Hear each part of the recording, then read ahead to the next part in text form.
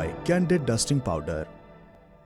Candid dusting powder redness, irritation, sweat rash और fungal infection जैसे 4 skin problems का एक एक्सपर्ट सॉल्यूशन। अब रहो अनस्टॉपेबल कैंडिड डस्टिंग पाउडर के साथ। So we've been very clear, Senator, as you know, from the very beginning that Israel shouldn't launch a major attack in Rafah without accounting for and protecting the civilians that are in that battle space. And again, as we have assessed the situation, we paused one shipment of high payload munitions. ये थे America के रक्षा मंत्री Lloyd Austin, जो संसद की defence sub committee की सुनवाई में हिस्सा ले रहे थे। वहां उन्होंने पुष्टि की कि अमेरिका ने इजरायल के कुछ हथियारों की शिपमेंट रोक दी है। अभी तक ये दावा अज्ञात अमेरिकी अधिकारियों के हवाले से किया जा रहा था। इसके बारे में हमने 8 मई की दुनियादारी में विस्तार से बात की थी। लिंक आपको डिस्क्रिप्शन में मिल जाएगा। ये पहली बार है जब अमेरिका ने इजरायल हमास जंग के बीच हथियारों की सप्लाई पर रोक लगाई है। ये रोक परमानेंट नहीं है, फिर भी इसे कड़ी चेतावनी के तौर पर देखा जा रहा है। क्योंकि इजरायल ने अमेरिका की अपील के बावजूद रफा ऑपरेशन शुरू किया, इसलिए सख्ती दिखाना उसकी मजबूरी है। ये सख्ती कब तक कायम रहेगी कहना मुश्किल है। हालांकि राष्ट्रपति जो बाइडेन का बयान अमेरिका के नाराजगी की सही व्याख्या करता है। 8 मई को प्रेसिडेंट बाइडेन ने केबल न्यूज़ नेटवर्क CNN से बात की। वहां बोले, मैंने साफ कहा है, अगर उन्होंने रफा पर हमला किया तो मैं हथियारों की सप्लाई बंद कर दूंगा, जिनका इस्तेमाल रफा और दूसरे शहरों में हो सकता है। अमेरिका की चेतावनी का मतलब क्या है और रोक लगी तो इजरायल का क्या होगा, ये आगे विस्तार से समझाएंगे। उससे पहले एक और रोक की कहानी सुनाते हैं। इसकी कड़ी अमेरिका के प्रतिद्वंदी चीन से जुड़ी है। 10 बरस पहले चीन ने एक लंबा चौड़ा प्लान बनाया था अटलांटिक और प्रशांत महासागर को जोड़ने का, एक नहर के जरिए। प्रोजेक्ट की कीमत 4 लाख करोड़ रुपए से ऊपर आंकी गई थी। इसका ठेका एक चीनी उद्योगपति की कंपनी को मिला था। अगर प्रोजेक्ट कामयाब होता तो ग्लोबल शिपिंग का एक बड़ा हिस्सा चीन के कंट्रोल में पहुंच जाता। मगर 8 मई 2024 को उस प्रोजेक्ट पर ताला लग गया। जिस देश में नहर बनने वाली थी उसने ठेका रद्द कर दिया। तो आज हम जानेंगे चीन किस देश में नहर बना रहा था, ये प्रोजेक्ट अचानक से कैंसिल क्यों हुआ और ग्लोबल ट्रेड में नहरों की भूमिका क्या है। नमस्कार, मेरा नाम दिव्यांशी सुमराव है। आप देखना शुरू कर चुके हैं लल्लन टॉप का अंतर्राष्ट्रीय प्रसंगों से जुड़ा रोजाना का कार्यक्रम दुनियादारी। सबसे पहले बात कर लेते हैं चीन के नहर की। हमारी धरती की सतह का लगभग 70% हिस्सा पानी है, जबकि 30% जमीन है। इसी जमीन पर लगभग 800 करोड़ लोग रहते हैं। वे अपनी ज़रूरतों के लिए एक दूसरे पर निर्भर करते हैं, खाने पीने से लेकर कपड़े, दवाइयों, कारों, गैजेट्स आदि इत्यादि तक। यहाँ पर एक अलग किस्म की असमानता दिखती है। हर किसी देश के पास उसकी ज़रूरत का पूरा सामान नहीं और ना वो उसको बना सकता है। मसलन मिडिल ईस्ट में कच्चे तेल और नेचुरल गैस का भंडार है, मगर वहाँ पर्याप्त खेती नहीं होती। ताइवान टेक्नोलॉजी की फील्ड में आगे है, मगर कच्चे तेल और अनाज के लिए उसकी निर्भरता दूसरे देशों पर है। भारत के पास पर्याप्त अनाज है, मगर पेट्रोलियम और गैस वो दूसरे देशों से मंगाता है। ऐसा पूरी दुनिया में होता है। देशों के बीच आयात निर्यात चलता रहता है। ये सिर्फ ज़रूरतों की पूर्ति तक ही सीमित नहीं है, ये किसी देश की कमाई का बड़ा साधन होते हैं। साथ ही साथ ज़्यादा ज़रूरी चीज़ें निर्यात करने वाले देशों की जियोपॉलिटिक्स में तूती भी बोलती है। जैसे मिडिल ईस्ट के देशों का प्रभाव कच्चे तेल के भंडार की वजह से है। America petroleum, aircrafts, defence products, हथियारों, सॉफ्टवेयर और इलेक्ट्रॉनिक गैजेट्स के निर्यात में आगे है। चीन मशीनरी, कंप्यूटर्स, प्लास्टिक प्रोडक्ट्स आदि का निर्यात करता है। भारत पेट्रोलियम उत्पाद, आभूषण, दवा, टेक्सटाइल आदि दुनिया को देता है। दुनिया के सभी देश आपस में ज़मीनी सीमा से नहीं जुड़े हैं। निर्यात करने वाले और आयात करने वाले देश के बीच दूरी हज़ारों किलोमीटर्स में हो सकती है। एक रास्ता तो है कि सामान को हवाई जहाज़ से भेजा जाए, मगर हवाई जहाज़ के ज़रिए बल्क सप्लाई संभव नहीं है। दूसरी बात, बहुत सारे ऐसे सामान होते हैं जिन्हें हवाई जहाज़ से नहीं भेजा जा सकता, जैसे कच्चा तेल या लौह अयस्क या गैस जैसी चीज़ें। तीसरी और सबसे ज़रूरी बात, ये काफ़ी महंगा सौदा है। ऐसे में पानी वाला रास्ता बेहतर विकल्प बनकर उभरता है। जैसा कि हमने आपको शुरुआत में बताया, धरती की सतह का 70% हिस्सा पानी है। इस पानी का एक बड़ा हिस्सा समुद्रों में है। ये समंदर महाद्वीपों को एक दूसरे से अलग करते हैं, लेकिन यही उनको जोड़ते भी हैं। दरअसल इन्हीं समंदरों से दुनिया का लगभग 90% आयात निर्यात होता है, लेकिन ये रास्ता भी बहुत आसान नहीं रहा है। इसमें 2 तरह की मुश्किलें पेश आई हैं। नंबर 1, पायरेसी और कॉन्फ्लिक्ट। समुद्री रास्ते पर दशकों से लुटेरों और डाकुओं का खतरा रहा है। सोमालिया के समुद्री लुटेरों की कहानियां कुख्यात हैं। शिपिंग कंपनियों को उनसे निपटने के लिए नई तकनीकें ईजाद करनी पड़ी। लेजर लाइट से लेकर वाटर कैनर और सोनिक ब्लास्टर्स तक जहाज़ों में ये आम हो गए हैं। साथ ही साथ देशों ने समंदर में गश्त भी बढ़ाई, जिसके चलते खतरा कम हुआ। हालिया महीनों में सोमालियाई लुटेरों ने इजरायल हमास जंग के चलते फैली अराजकता का फ़ायदा उठाने की कोशिश की मगर नेवी ने उनको नाकाम साबित किया है। कई ऑपरेशंस तो इंडियन नेवी ने चलाए हैं। दूसरी बात, जंग या हिंसक संघर्ष का भी समुद्री व्यापार पर बुरा असर पड़ता है। जैसे अक्टूबर 2023 में इजराइल हमास जंग शुरू हुई, फिर यमन के हूती विद्रोहियों ने इजराइल के खिलाफ युद्ध की घोषणा की। उन्होंने रेड सी से गुजरने वाले इजरायली और अमेरिकी जहाज़ों को निशाना बनाना शुरू किया, जिसके चलते कई शिपिंग कंपनियों ने वो रूट छोड़ दिया। इससे दूरी और खर्च बढ़ा। एक और उदाहरण है रूस यूक्रेन जंग का। फरवरी 2022 में जंग शुरू हुई। उससे पहले यूक्रेन गेहूं और सूरजमुखी के तेल के सबसे बड़े उत्पादक देशों में था। उसकी सप्लाई से अफ्रीका और एशिया महाद्वीप के करोड़ों लोगों की थाली पूरी होती थी। यूक्रेन ये सप्लाई ब्लैक सी के जरिए करता था। जंग शुरू होने के बाद रूस ने उसके बंदरगाहों पर कब्जा कर लिया। यूक्रेन का निर्यात रुक गया, जिसके चलते कई देशों में महंगाई बढ़ी और करोड़ों लोगों पर भुखमरी का संकट मंडराया। दूसरी मुश्किल का संबंध नहरों से है। नहर इंसानों द्वारा बनाए गए कृत्रिम जलमार्ग को कहते हैं। दो तरह की नहरें होती हैं। एक का इस्तेमाल एक जगह से दूसरी जगह पानी पहुंचाने के लिए किया जाता है। दूसरी टाइप की नहर नावों या जहाज़ों को चलाने के काम में आती हैं। आज हमारा फोकस रहेगा दूसरे टाइप की नहर पर, जिससे बड़े बड़े मालवाहक जहाज़ गुजरते हैं। जब आप नक्शे पर देखें तो कहीं कहीं पर आपको दो बड़े समुद्रों के बीच ज़मीन दिखेगी। महीन ज़मीन के टुकड़े से जुड़े समुद्र। उस टुकड़े की वजह से जहाज़ों की आवाजाही नहीं हो सकती, फिर उन्हें बहुत ज़्यादा घूमकर आना जाना करना पड़ता है। दूरी बढ़ी तो समय बढ़ा, समय बढ़ा तो खर्च भी बढ़ा, जिसका भार अंत में आम लोगों को उठाना पड़ता है। तो इंसानों ने ऐसे टुकड़ों से निपटने के लिए दो बड़ी नहरें बनाई। पहली नहर बनकर तैयार हुई 1869 में। इसको हम स्वेज कैनल या स्वेज नहर के नाम से जानते हैं। ये हिंद महासागर को भूमध्य सागर से जोड़ती है। इससे यूरोप और एशिया के बीच की दूरी लगभग हजारों किलोमीटर तक घट गई। पहले जहाज़ों को पूरे अफ्रीका महाद्वीप का चक्कर लगाना पड़ता था। स्वेज नहर ने चक्कर का चक्कर खत्म कर दिया। एक उदाहरण से समझते हैं। मान लीजिए एक्स नाम का जहाज इटली से भारत आ रहा है। अगर वो स्वेज नहर के रास्ते आएगा तो उसको करीब 8200 किलोमीटर का सफर तय करना होगा। अगर वही जहाज अफ्रीका का चक्कर लगाकर भारत आता है तो दूरी बढ़कर 19,000 किलोमीटर तक पहुंच जाएगी। आज के समय में ग्लोबल ट्रेड का 12% हिस्सा स्वेज नहर से होकर गुजरता है। सालाना लगभग $1 ट्रिलियन का कारोबार होता है। स्वेज नहर पर इजिप्ट का कंट्रोल है। 22-23 में उसको इस ट्रांजिट फीस से 80,000 करोड़ रुपए की कमाई हुई थी। दूसरी बड़ी नहर सेंट्रल अमेरिका में बसे देश पनामा में है। देश के नाम पर ही नहर का नाम पड़ा, पनामा नहर। ये 1914 में बनकर तैयार हुई थी। इसको बनाने में 56,000 मजदूर लगे थे। उनमें से लगभग 6,000 कंस्ट्रक्शन के दौरान मारे गए थे। ये नहर अटलांटिक महासागर को प्रशांत महासागर से जोड़ती है। पनामा नहर का खर्च अमेरिका ने उठाया था। उसको उस दौर में तकरीबन $38 करोड़ का खर्च पड़ा था। आज के समय में ये रकम लगभग 70,000 करोड़ रुपए पड़ेगी। 1999 तक इस नहर पर अमेरिका का ही कंट्रोल था। फिलहाल पनामा सरकार इसे ऑपरेट करती है। पनामा नहर बनने से पहले जहाज़ों को दूसरी तरफ से जाने के लिए पूरे साउथ अमेरिका का चक्कर लगाना पड़ता था। नहर बनने के बाद अमेरिका के एक छोर से दूसरे छोर की दूरी 10,000 किलोमीटर तक घट गई। इसने अमेरिका के पश्चिमी किनारे और यूरोप के बीच की दूरी आधी कर दी। पनामा नहर अमेरिका और चीन के लिए भी काफ़ी अहम है। 2021 में इससे गुजरने वाले 90% से ज़्यादा जहाज़ों का ओरिजिन या डेस्टिनेशन अमेरिका या चीन था। आज हम नहरों की चर्चा क्यों कर रहे हैं? दरअसल 2013 में पनामा से भी बड़ा और अत्याधुनिक नहर बनाने का प्रोजेक्ट चर्चा में आया था। ये नहर निकारागुआ में बनने वाली थी। इसका ठेका HK Nicaragua canal development investment company यानी कि HKND को मिला था। HKND का मालिकाना हक चीनी उद्योगपति वांग जिंग के पास था। 2014 में इस प्रोजेक्ट पर काम शुरू होने वाला था। इसकी डेडलाइन 2020 की थी, मगर समय के साथ इसमें कई रुकावटें आती रहीं, इसलिए काम कभी शुरू ही नहीं हो पाया। आखिरकार 8 मई 2024 को निकारागुआ ने इस प्रोजेक्ट को आधिकारिक तौर पर बंद कर दिया। क्यों बंद हुआ प्रोजेक्ट?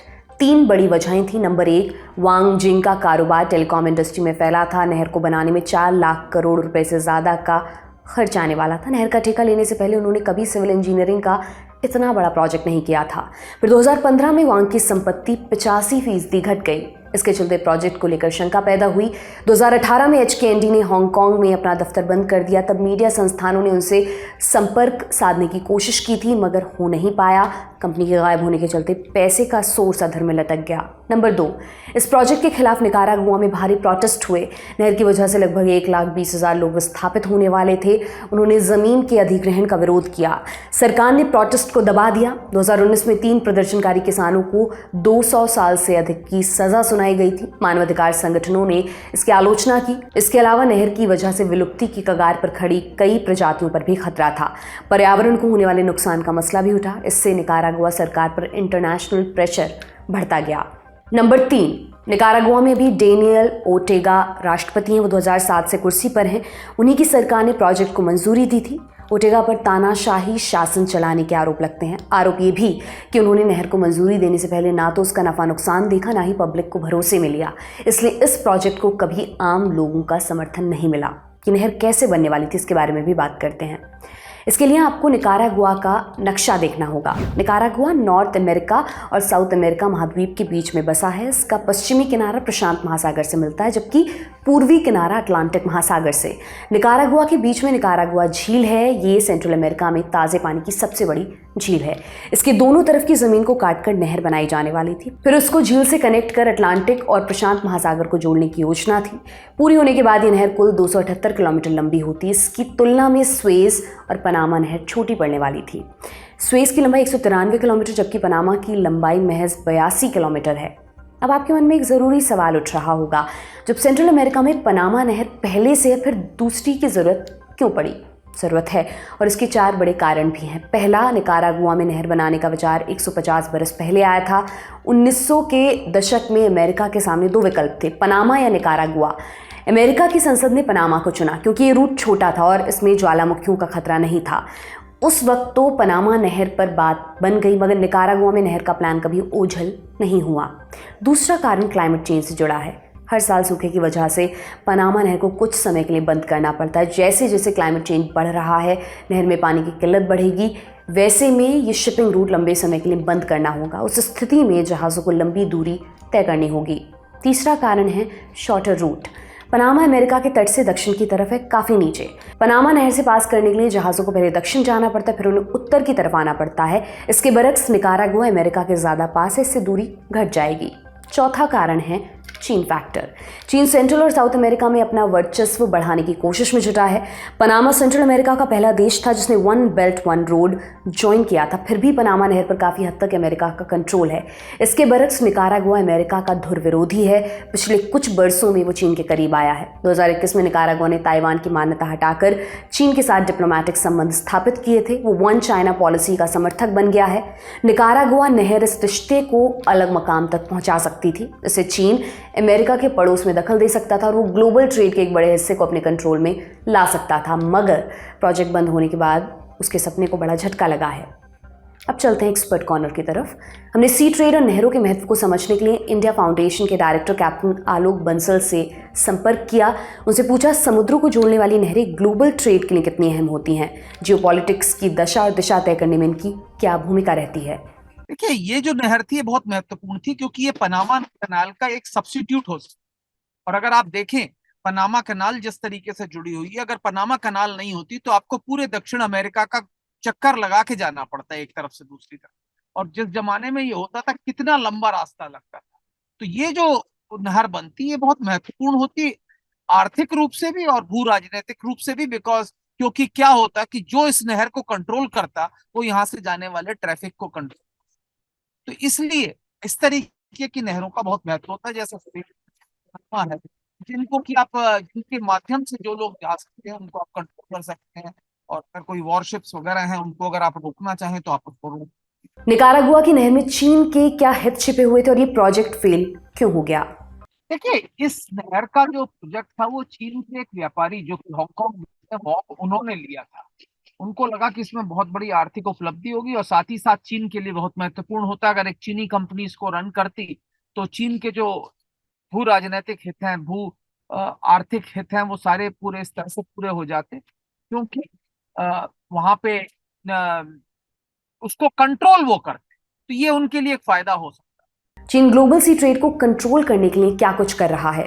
देखिए, चीन की जो अर्थव्यवस्था है वो एक व्यापार के ऊपर निर्भर है, क्योंकि चीन जो है production house of the world है। तो वो जो अपना सामान तैयार करता है वो दुनिया में भेजता है और दुनिया से जो रॉ मटेरियल है उसको लेता है। और ऐसी स्थिति में उसके लिए बहुत महत्वपूर्ण है कि व्यापार जो है उसका निर्बाध रूप से चले। और इसके लिए इस तरीके की जो नैरो चैनल्स हैं या जो कैनाल्स हैं ये उसके प्रभुत्व में रहें, ये उसके लिए बहुत ज्यादा जरूरी।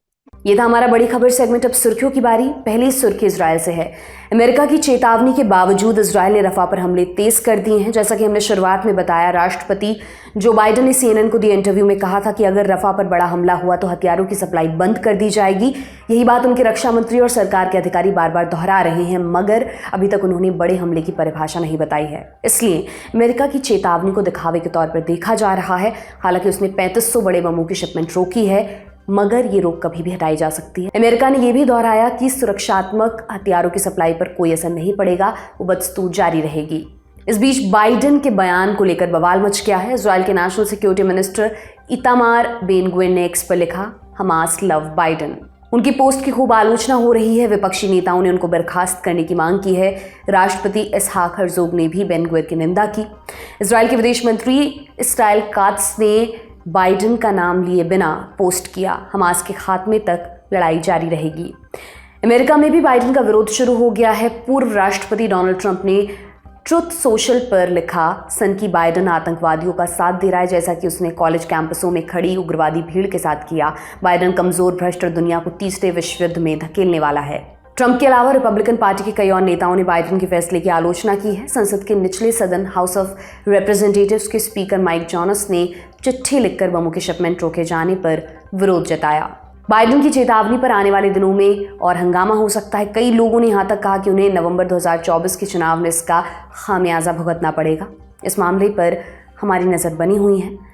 अब चलते हैं दूसरी सुर्खी की तरफ। ये रूस से है। रूस ने अमेरिका पर भारत को लेकर 2 गंभीर आरोप लगाए हैं। पहला आरोप गुरपतवंत सिंह पन्नू की हत्या की साजिश से जुड़ा है। दूसरा आरोप भारत में चल रहे चुनावों को प्रभावित करने का है। 8 मई को रूस के विदेश मंत्रालय की प्रवक्ता मारिया जखरोवा ने कहा, अमेरिका ने अभी तक ऐसा कोई सबूत पेश नहीं किया है जिससे ये साबित हो सके कि भारत पन्नू की हत्या की साजिश में शामिल था। अमेरिका का आरोप है कि साजिश में भारत सरकार के एजेंट्स शामिल थे। पिछले दिनों अमेरिकी अखबार वॉशिंगटन पोस्ट ने अपनी रिपोर्ट में दावा किया था कि पन्नू की हत्या की साजिश के तार भारत के शीर्ष नेताओं और इंटेलिजेंस अधिकारियों से जुड़े हैं। भारत ने उस रिपोर्ट को खारिज कर दिया था। हालांकि वो साजिश की अलग से जांच कर रहा है। रूस का दूसरा आरोप यह है कि अमेरिका भारत में चल रहे लोकसभा चुनाव को प्रभावित करने की कोशिश कर रहा है। मारिया जखरोवा ने कहा, अमेरिका भारत पर धार्मिक आज़ादी को लेकर गलत आरोप लगाता है। इस मामले में भारत को लेकर उसकी समझ सही नहीं है। अमेरिका भारत पर इस तरह के आरोप इसलिए लगा रहा है ताकि वहां चल रहे चुनावों को प्रभावित किया जा सके। आज की तीसरी और अंतिम सुर्खी फिजी से है, जहां एक पूर्व प्रधानमंत्री को जेल हुई है। फिजी के पूर्व प्रधानमंत्री फ्रैंक बेनिमरामा को 1 साल की जेल हुई है। उन पर सत्ता का इस्तेमाल कर न्यायपालिका को कमजोर करने के आरोप थे। कैसे कमजोर किया न्यायपालिका को? जब वो प्रधानमंत्री थे तब यूनिवर्सिटी ऑफ साउथ पैसिफिक के खिलाफ करप्शन की जांच चल रही थी। बेनिमरामा ने ये जांच रुकवाई और मामले को रफा दफा कर दिया। उस समय तो ये मामला टल गया, लेकिन साल 2022 में सत्ता जाने के बाद इस केस को दोबारा खोला गया। अब जाकर कोर्ट ने उनके खिलाफ फैसला सुनाया है। फ्रैंक बेनिमरामा 2006 में तख्ता पलटकर फिजी की सत्ता में आए थे। बाद में 2014 और 2018 में चुनाव जीतकर पीएम बने, लेकिन 2022 में वो हार गए। फिजी का भारत कनेक्शन क्या है ये भी जान लेते हैं। फिजी की आबादी लगभग 9 लाख है, जिसमें से 3,20,000 के करीब भारतीय मूल के हैं। मगर वहां इतने भारतीय कैसे पहुंचे?